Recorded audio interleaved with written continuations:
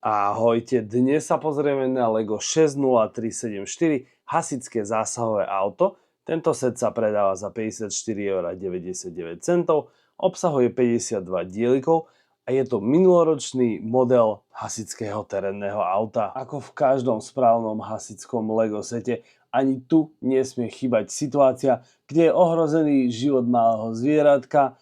A v tomto prípade tu máme nielen oheň, ale aj takýto padajúci strom. A všetci dobre vieme, že čím viac nebezpečenstva a čím viac požiarov, tým lepšia bude záchranná akcia. A tak tu máme takúto mini stavbu s našim pánom elektrikarom, ktorý mimo reči je podľa mňa dôvodom tohto požiaru. A super play feature, kde keď zhodíte stĺp, vypukne požiar. A v plnej kráse vidíme našeho hlavného hrdinu, hasičské zásahové auto.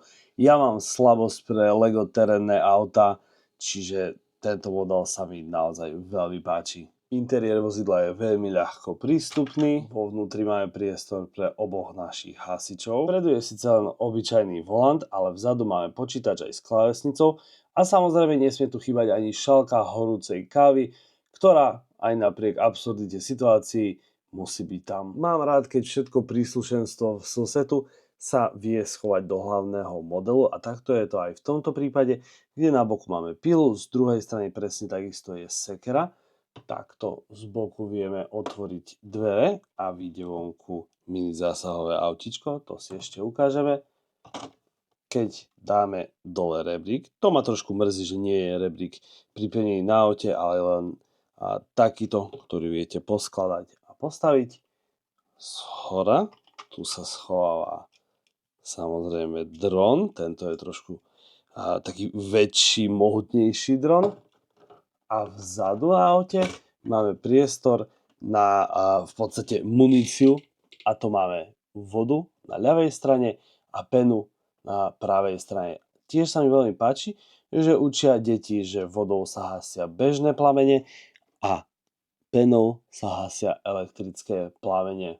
Keďže tu máme aj vystreľovače na dieliky, nesmie chýbať voda v hornej časti a tu na dole je pena. Toto sú veľmi pekné dieliky, tie vám ukážem o chvíľku. Na nešťastie nemám žiadnu makro kameru, čiže to nebude vyzerať lepšie, ale tieto dieliky sú naozaj veľmi pekne tou perleťovou farbou. Na streche auta nesmie chýbať spružinový vystreľovač, kde môžeme dať vodu a takisto takýto krásny perleťový dielik, ktorý reprezentuje penu na hasenie elektrických požiarov. Všetky tri naše stroje majú vpredu nejaké príslušenstvo. Takto to je v základe, ako to ukazuje LEGO, ale viete odpojiť tento navíjak. Z dronu viete dať dole tieto vystreľovače a túto mechanickú ruku viete dať dole z maličkého auta. A tak si ich viete pekne vymieňať navzájom. Čo sa týka minifiguriek, máme tu klasickú hasičsku s oblekom, ktorý ste už videli v nespočetnom množstve setov, ale stále sa mi veľmi páči táto pekná príľuba. Ďalšou je veliteľ zásahu, ktorý sa potí v tomto protipožiarnom obleku. Ten je veľmi pekný, páči sa mi tá strieborná farba. Treťou a poslednou minifigurkou je náš pán elektrikár, ktorý sa najprv tvári takto nevinne, ale neskôr sa tvári takto vydesene z toho, čo spôsobil. Ja vám veľmi pekne ďakujem za pozornosť, nezabudnite na odber a vidíme sa pri ďalšom videjku. Čaute.